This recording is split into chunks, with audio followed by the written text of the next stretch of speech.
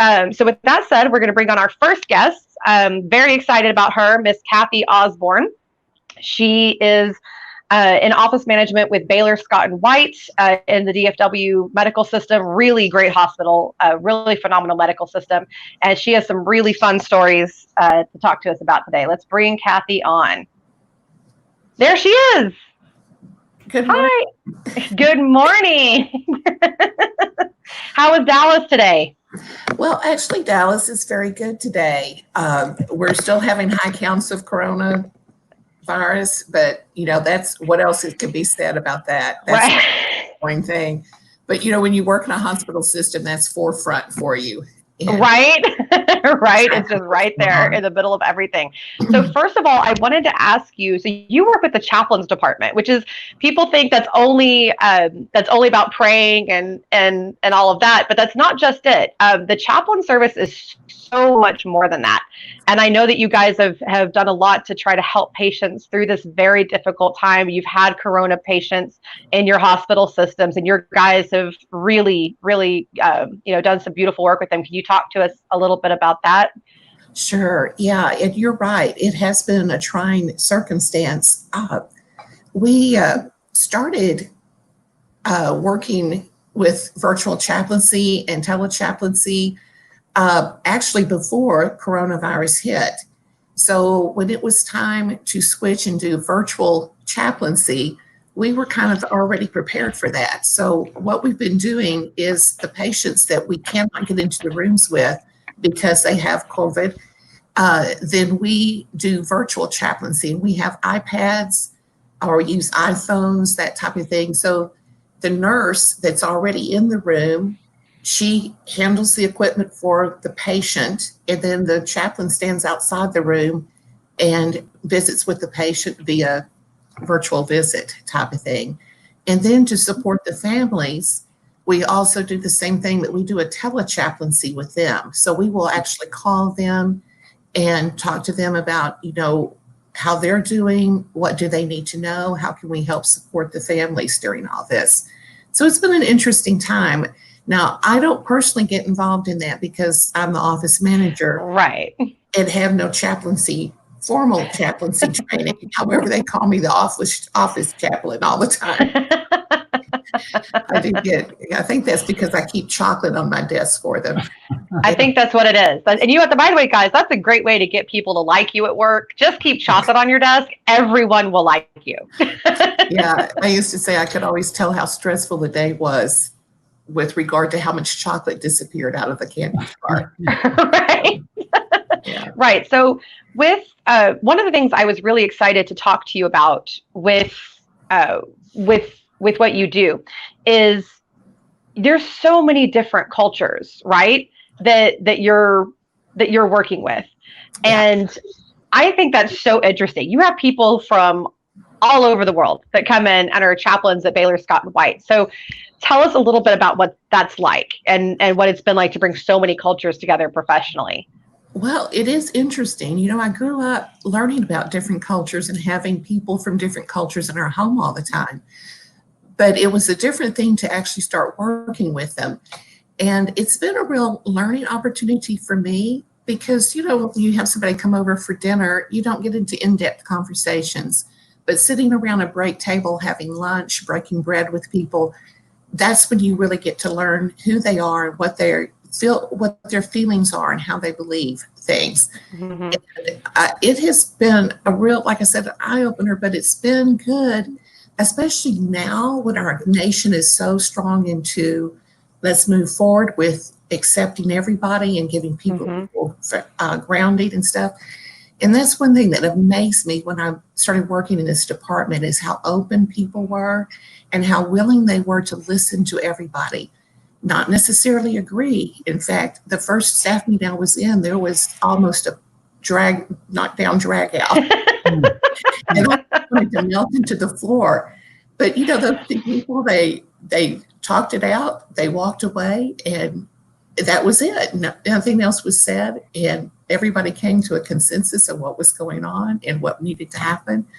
So that's what I see. And I think as our students and employees get used to seeing that in our department, they are more willing to open up with us. And so Right. that's what I see is so important is to give them, when you have internationals you're working with, is give them a comfort zone of being able to talk. Because so many, particularly if they're really new to the United States, they're very timid to speak out and let you know what they're thinking or how they feel, type of thing. That's interesting. And actually, I really like that you touched on that it's about giving them an opportunity to speak and to share a difference of opinion. I think with leadership, and this is something Dan and I have talked about together before, a lot of leaders just want to interject and put their 2 cents in, and they forget to stop and listen to other opinions and other ideas.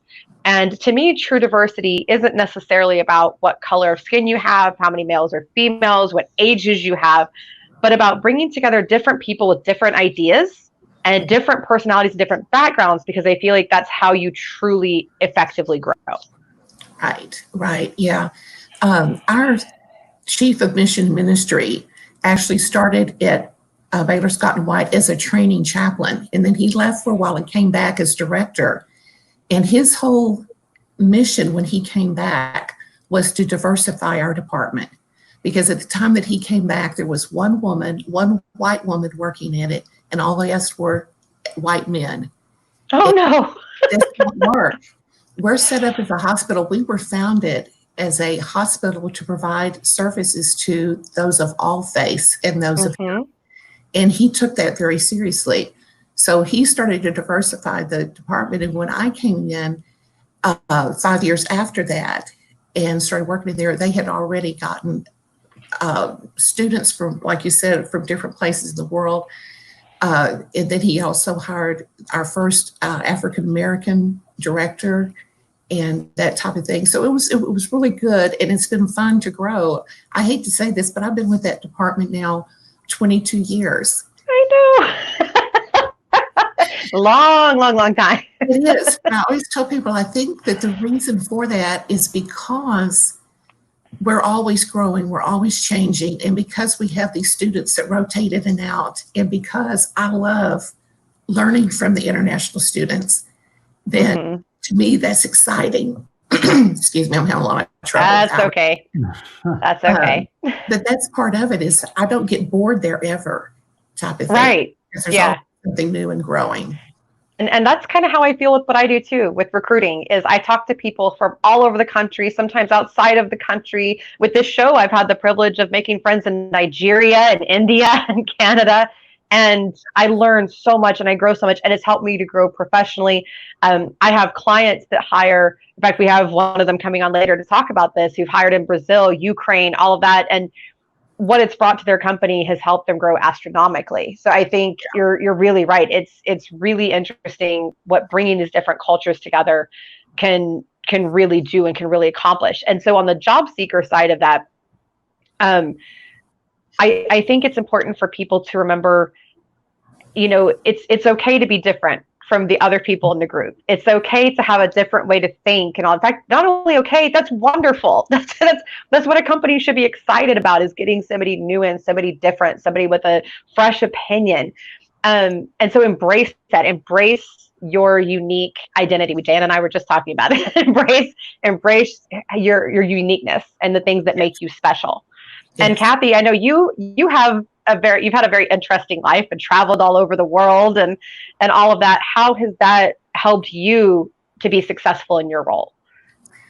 Well, I think that has helped me to be open to, when we do have new people in, to understand some of the things that they're facing. Like I had one of our students come in, he was fresh from Nagaland. And if you don't know where that is, it's way up in the northeast side of India, and it barely touches India. It is considered part of India, but yet they feel more akin to China, which they're back to back to. Interesting. So he came from that position. It's up in the mountain type of thing. And he came and he really had no concept. He went into McDonald's and gave them $100 bill to pay for a hamburger. And the That's it. He looked at it funny and he took it. And the guy said, I don't know anything about American money, so please just give me the change that I need to have. Hmm. And I said, what did he give you? And surprising, because I was ready to go over to McDonald's and battle this out. But surprisingly, the man had been very honest with him and given him the correct change for the $100. That's good. That's so funny though. Like just didn't have, and that is one thing too, guys. Be patient when you are dealing with somebody who's new to your area, even if it's not from across the world, even just different cultures across the United States can make such a big difference. I've always lived in the South. A very, very proud Southerner. And, but I've had people come from New York and all that. And it's just very different. They have trouble getting used to that things move slower and and there's a lot more friendliness involved. You have to stop and you have to talk to people in order to get business done. And they don't understand that. They just want to go, go, go, go, go, go, go. And so it can be very different. So take that time. And even in your job seeking, keep that in mind, that the person that you're interviewing with may be from a different area. They may have a different set of opinions or ways that they do things, ways that they learn. So kind of keep that in the forefront. The other thing I wanted to ask you about, Kathy, because y'all have had some hilarious things happen over the years with new hires and things like that, aside from just the McDonald's situation. So what are some of the other stories that kind of stand out to you that ended up kind of being maybe inspiring? Well, one of them was with one of our men that's from Africa. Now, he was from Zimbabwe, and he has lived in the States actually a long time. But I knew him as a single man. And he began to talk about my son in such and such, and my son does this. My other son did this. I said, Joseph, I said, you have children? He goes, well, they're my sons. They're my sons because my brother died. And when that happens in Africa, then they literally take on calling those children their children. And so that became a joke with us. And I was introducing him one time and I said, I want you to meet Joseph, who's our single chaplain with 7 children. But we had some fun with that, That's cool. And that's really cute. Yeah. And I like, and like you said, Baylor is so good about diversity and embracing it, not just dealing with it, but embracing it and running with it. And I have been a patient in the Baylor Scott and White system previously, and the whole staff is diversified and everything. And I had a really interesting experience one time. I was there with a loved one who was having a surgery, and the chaplain came in, and this person explained, I'm not religious. And the chaplain said, that's no problem. How else can I help you? And really just stopped and took patient care and, took the time to help with some other things and getting some things taken care of. And that was it's not just a good testament to Baylor Scott and White and the chaplaincy program, which it definitely is. But that, by the way, guys, that's a great attitude to have anyway. If somebody needs help and you're in a position to help them at your work, do it. You never know what's going to come out of that. You never know how that may help you grow, what those new skills may mean later in life, or just even how you may be considered for a promotion just because you were the one that stuck up your hand and said, hey guys, I'm here, So yeah, definitely. It's an attitude and a thought of abundance, right? And yes. Being abundant and giving back and the impact that you don't even know that you're going to have. Catherine, you're here telling a story from however many years ago about an experience that you had there. And that chaplain probably didn't think twice about it. He didn't think, nope. There's this other woman in this room. I need to present myself as a certain way. He was just coming at it from a place of giving and being abundant. And it had this massive impact on you, which is such a... It did. It did. I've had several mentors that are that way. I've had, and actually, there are times, and Kathy knows my mother very well. She's done things over the years that have impacted me very strongly, as says my grandfather, who's a very, very intelligent man, and just things that they've said to me that have just stuck and persisted. But then another thing too to remember is even just random people in your life can make such an impact. You know, you have Trevor Houston, who we both work with, who's always giving. Every time you turn around, it's let me help people this new way. Let me put out this tip for you. And he doesn't get paid for any of that. It's just about giving and about putting good energy back out there into the world. And it comes back, and it's helped him grow professionally. But that wasn't the intent. It was just about giving and about caring. And I know, Kathy, that you're very much that way as well. I try to be very open. Yeah, and I learned, one of the lessons I've actually learned from Kathy in my life is that you can be kind, but you can also still be strong. You know, everybody that meets Kathy will tell you she's the sweetest lady in the world, and she's the chocolate lady. You know, she keeps chocolate on her desk, so everybody likes her. But she's also very strong, and she is definitely not a pushover. So I've learned from her grace and how to show empathy to somebody and how to see their side, and how to be kind while also still being strong and sticking to the ethics and all of that kind of thing that are so very, very important.